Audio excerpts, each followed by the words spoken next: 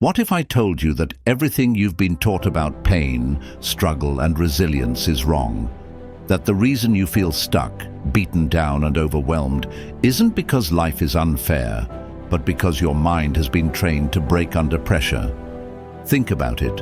Why do some people endure unimaginable hardships and emerge stronger, while others collapse at the first sign of adversity?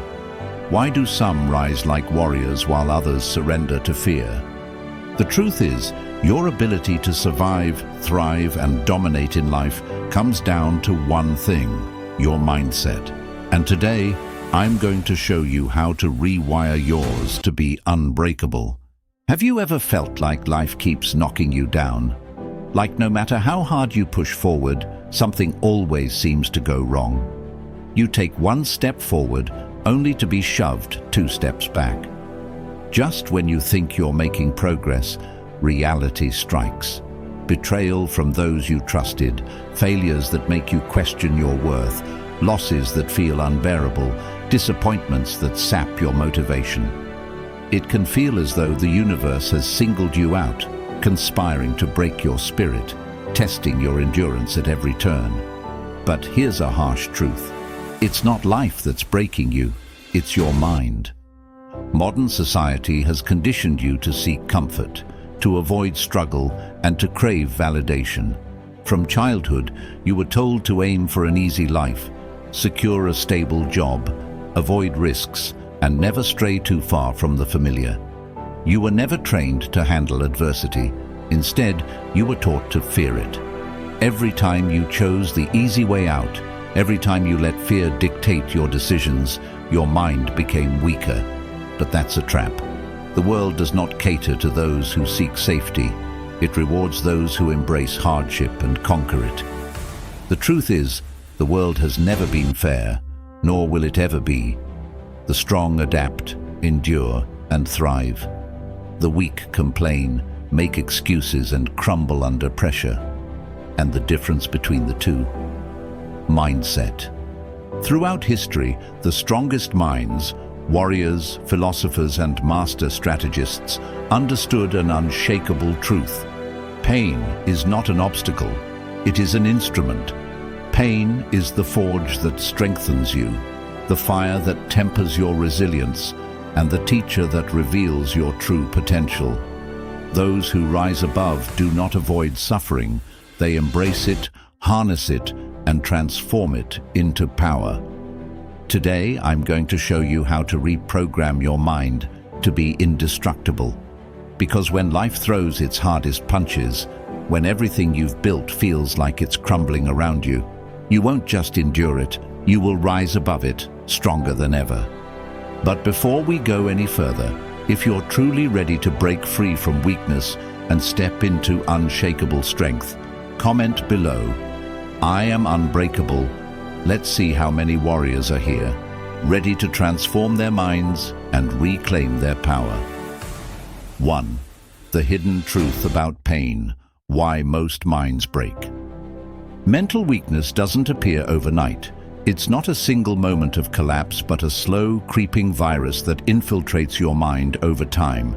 It starts in the smallest decisions, choosing comfort over challenge, seeking validation instead of self-reliance, avoiding discomfort rather than embracing it.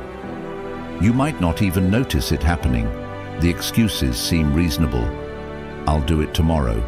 I don't feel ready yet. Maybe it's not meant for me. But every time you surrender to fear, every time you choose the easy road over the difficult one, you unknowingly chip away at your own resilience. And then, one day, real hardship arrives.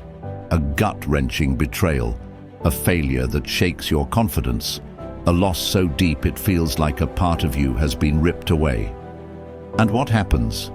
You shatter, not because the pain is unbearable, but because you were never trained to endure it. Your mind, conditioned for comfort, collapses under the weight of reality. The pain isn't what destroys you, it's your lack of preparation for it. The Stoics understood this deeply. Marcus Aurelius, one of Rome's greatest emperors, faced war, political betrayal, and personal tragedy, yet remained unshaken. He once wrote, "You have power over your mind, not outside events. Realize this, and you will find strength." But most people do the opposite. They curse their circumstances. They wait for luck, for fate, for someone or something to save them. They dream of an easier road instead of building the strength to walk a harder one. And that is why they remain weak. Because wishing for an easier life is surrender. True power comes from forging yourself to endure a difficult one. Pain itself is not the enemy. In fact, pain is the ultimate forge. It is the fire that either burns you to ash or refines you into steel. The difference lies in your perception. If you run from pain, it owns you. But if you stand in it, learn from it, and use it, it becomes your greatest weapon. So, if you truly want to be unbreakable, stop fearing pain. Rewire your mind to see struggle not as destruction, but as transformation, because pain isn't what makes you weak. Your resistance to it is. If this resonates, comment below, "Pain makes me stronger."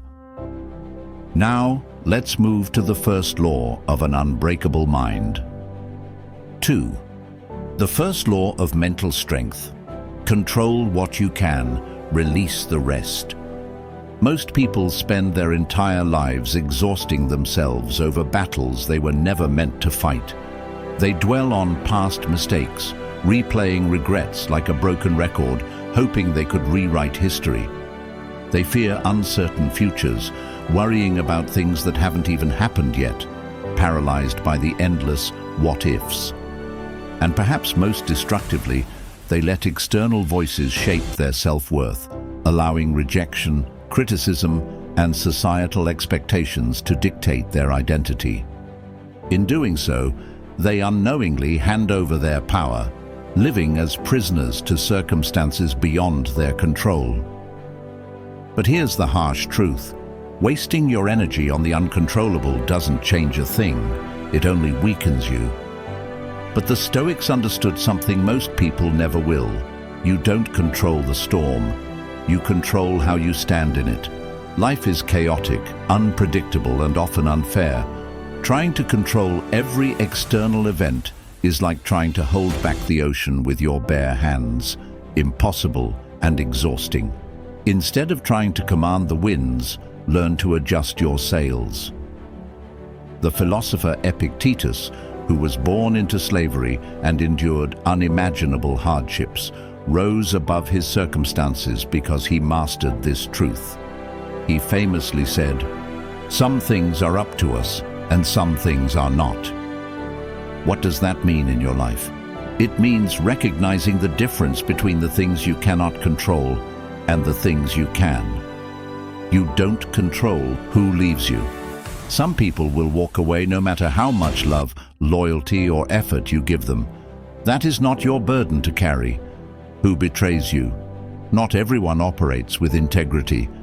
The world is full of people who deceive, manipulate, and act in their own self-interest. Their actions are a reflection of them, not you. Whether life is fair, life does not distribute hardships equally. Some will face struggle after struggle, while others seem to skate through. Complaining about fairness does nothing but drain your strength. But you do control how you respond. Will you allow setbacks to define you, or will you use them to sharpen your mind and build resilience? Whether setbacks make you bitter or stronger. Hardship can either turn you into someone resentful or someone unstoppable. The choice is yours. Whether you waste energy on the uncontrollable or focus on what you can change. Every moment spent fixating on what's out of your hands is a moment stolen from what you can improve. The strongest minds in history weren't immune to suffering. They simply knew where to place their energy. Nelson Mandela spent 27 years in prison, but instead of sinking into bitterness, he controlled his response, emerging as a global leader of peace and justice. Viktor Frankl, a Holocaust survivor, endured unspeakable horrors in Nazi concentration camps. He lost his family, his freedom, his future, but he realized that while he could not control what was happening to him, he could control his perspective, his mindset, his inner strength. He later wrote, "When we are no longer able to change a situation, we are challenged to change ourselves." Marcus Aurelius, the Roman emperor who ruled during war, plagues, and betrayal, could have crumbled under the pressure of ruling an empire in turmoil. Instead, he mastered his mind, writing, "You have power over your mind, not outside events. Realize this, and you will find strength." The hard truth: you are wasting energy on things that don't serve you. Every day, you are given a finite amount of energy, time, and mental bandwidth. Where is it going? Are you feeding anger over something you can't change? Are you obsessing over someone who hurt you instead of focusing on your own growth? Are you worrying about failure instead of taking action? Every ounce of energy spent on regret, resentment, or fear is energy stolen from your progress, your strength, your future. Ask yourself right now, what pain am I holding onto that I cannot control? What fears am I feeding that I should be starving? What would happen if I redirected all that wasted energy into something I can actually influence? If you're truly ready to stop being a victim of circumstances and start being the master of your mind, then commit to it. Comment below, "I control my mind. My mind does not control me." Now let's take it even further. 3. The power of negative visualization, training for the worst. Most people live in self-imposed illusions, convincing themselves that hardship is a distant possibility rather than an inevitable certainty. They cling to comfort, assuming that tomorrow will mirror today, believing that suffering is something that happens to others, not them. But hope is not a strategy. Life is unpredictable, and those who rely on wishful thinking instead of mental preparedness are the first to crumble when adversity strikes. The Stoics, masters of psychological resilience, understood that anticipating hardship builds immunity against it. This practice, known as negative visualization, is a mental training technique designed to fortify the mind by deliberately confronting the worst-case scenarios before they happen. One of the most powerful practitioners of this method was Seneca, a philosopher and statesman in ancient Rome. Despite his immense wealth and influence, he would frequently visualize himself losing everything: his fortune, his status, even his life. But why would a man of power deliberately dwell on such thoughts? Not to torture himself, but to strengthen his mind. He understood that if you've already suffered a loss in your mind, it loses its power over you in reality. This mental conditioning made him immune to panic, disappointment, and despair. This technique is not about pessimism, it's about mental armor. It's about training yourself to stand firm in the storm rather than being shattered by it. How to apply negative visualization in your life. Identify your greatest fears. What would shake you to your core? Losing your job, a major failure, a betrayal. Visualize these scenarios in vivid detail. Feel the weight of the loss, the uncertainty, the discomfort. Detach from the emotion. Observe the situation objectively, like an outsider looking in. Instead of spiraling into fear, ask yourself, what would I do? How would I rebuild? What strengths would I rely on? Develop a mental response plan. If you were to face that loss tomorrow, what would your first action be? Instead of waiting for life to catch you off guard, prepare a counterattack strategy now. Condition yourself. Through exposure, challenge yourself with small, controlled hardships to build resilience. Practice delayed gratification, financial discipline, and physical discomfort. The more you face voluntary struggle, the less real adversity will shake you. If you lost everything tomorrow, would you collapse under the weight of despair, Or would you rise, adapt, and rebuild? If you truly accepted that pain is inevitable, would you live in fear, or would you train your mind to overcome it? Weak minds deny reality. Strong minds prepare for it. If you're ready to embrace the truth and stop fearing the unknown, comment below, "I fear nothing. I am prepared." 4. Rewiring your mind through voluntary hardship. Comfort is a slow, creeping poison, one that dulls your instincts, weakens your resilience, and erodes your ability to endure life's inevitable hardships. The more you seek comfort, the more fragile your mind becomes, and before you realize it, the smallest inconvenience feels like an insurmountable challenge. Modern society feeds this weakness, encouraging constant ease, soft beds, temperature-controlled environments, instant gratification, robbing you of the strength that comes from struggle. The ancient Stoics, however, understood a crucial truth. Hardship is not an obstacle, it is the training ground for greatness. They intentionally embraced discomfort, knowing that if they voluntarily chose suffering, they would be prepared when real adversity struck. Marcus Aurelius, an emperor surrounded by luxury, chose to sleep on the cold, hard floor rather than indulge in the comfort of his royal bed. Why? Because he knew that comfort breeds weakness, while hardship forges strength. Seneca, one of Rome's wealthiest philosophers, deliberately dressed in tattered clothes and lived like a beggar, despite having vast riches. He wanted to strip himself of material dependence, proving to himself that he could survive with nothing. Epictetus, born into slavery, was physically chained, but trained his mind to be free.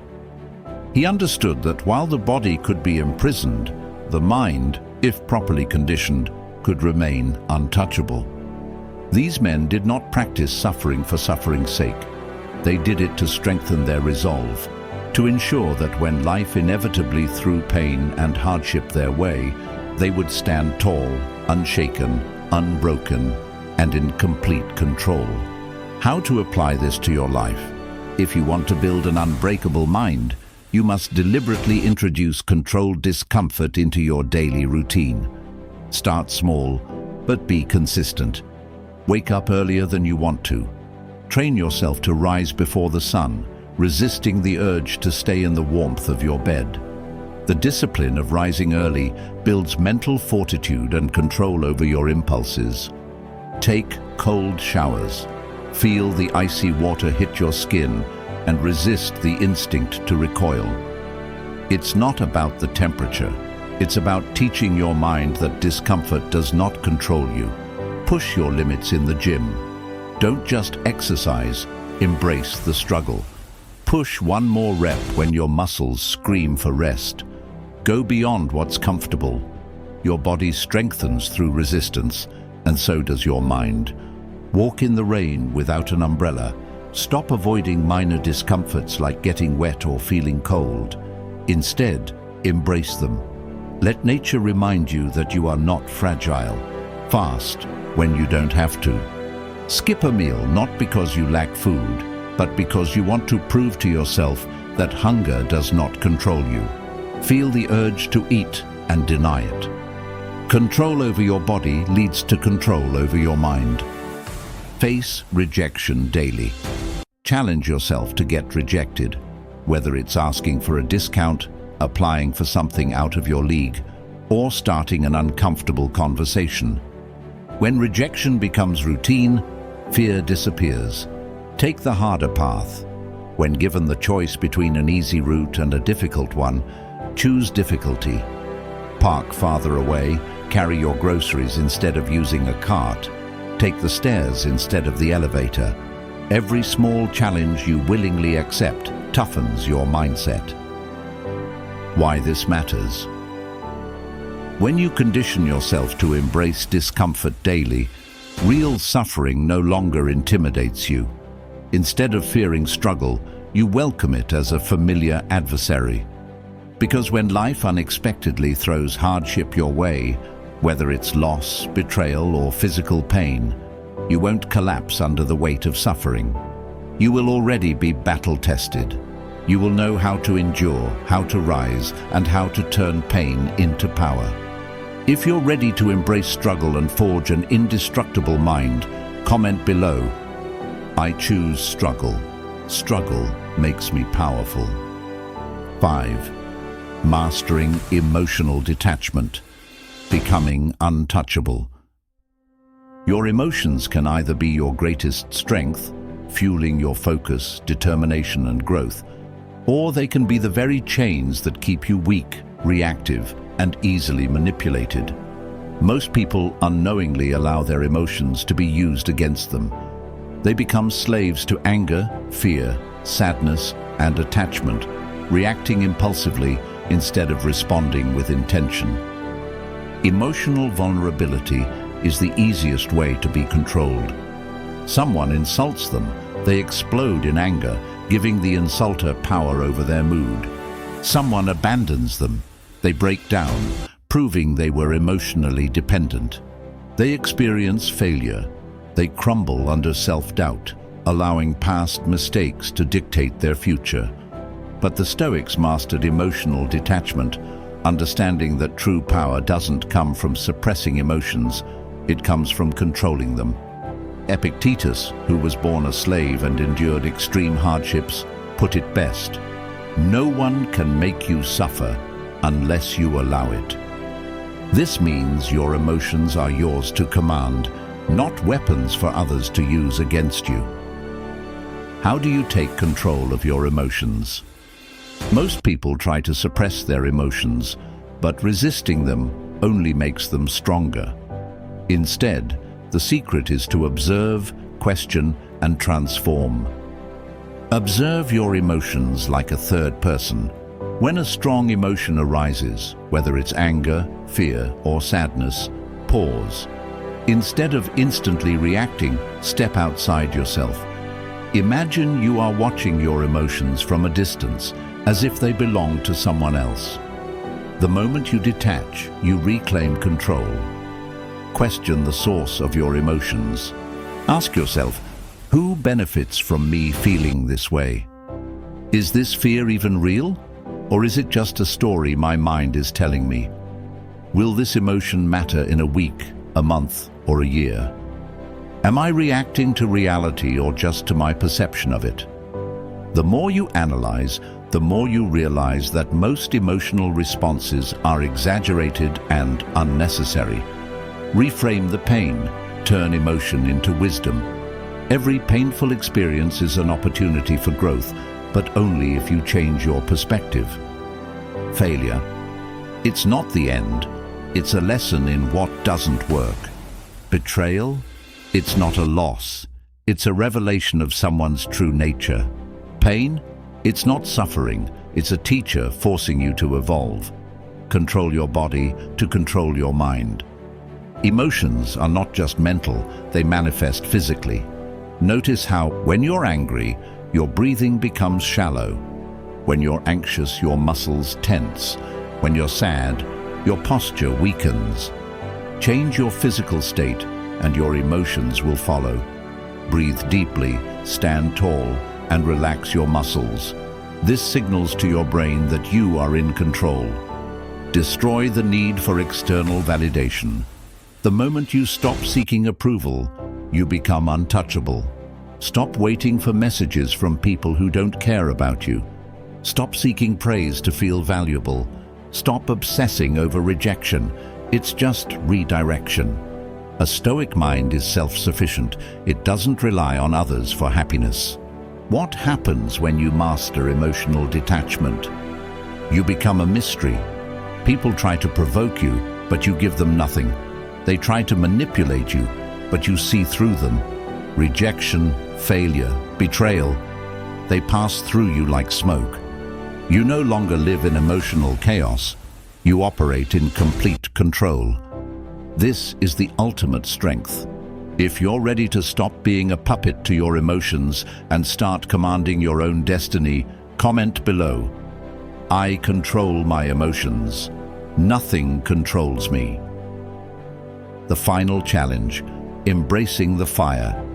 Pain will either break you into pieces, leaving you weak, lost and defeated, or forge you into something greater, molding you into a version of yourself that nothing and no one can shatter.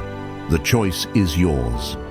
Most people spend their lives avoiding pain, running from discomfort and complaining when adversity strikes. They see hardship as a curse, a punishment, or an unfair burden. But in reality, pain is the ultimate test, the fire that separates the weak from the unbreakable. History is filled with individuals who faced unimaginable suffering, yet they refused to let it define them. Instead, they used their pain as a weapon to carve out legacies that still inspire the world today. Marcus Aurelius, the last great emperor of Rome, led his empire through devastating wars and plagues. He had every reason to collapse under pressure, to surrender to despair. Yet he did the opposite.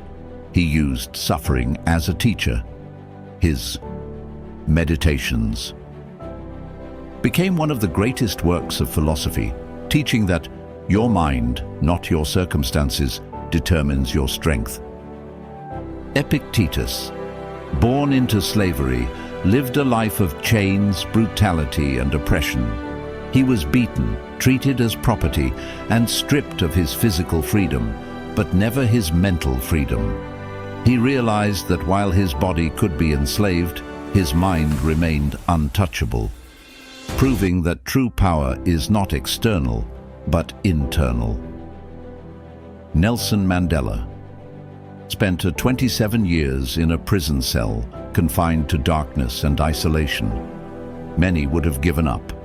Many would have let anger and resentment consume them. But Mandela transformed suffering into wisdom, resilience, and leadership, emerging as a force strong enough to dismantle an entire system of oppression. These were not men who wished for an easy life. They were men who embraced the fire, who let adversity refine them, not destroy them. Now, it's your turn. Take the pain that was meant to destroy you and turn it into power. Turn heartbreak into fuel for your ambition. Transform rejection into self-mastery, becoming so strong that no one's opinion can shake you. Take every failure and forge it into an unshakable foundation for success.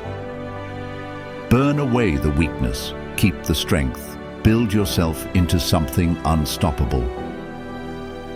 This is your test, and make no mistake, life will keep testing you. It will throw obstacles in your way. It will push you to your limits. It will strip away everything you thought you needed. But now, you will not break.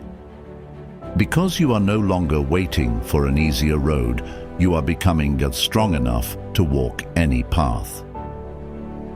If you're ready to embrace the fire, comment below. I am unbreakable. Let's flood the comments with strength and show the world that warriors still exist. And if you're serious about mastering your mind, subscribe, turn on notifications, and join the movement. Because this is not the end. This is just the beginning.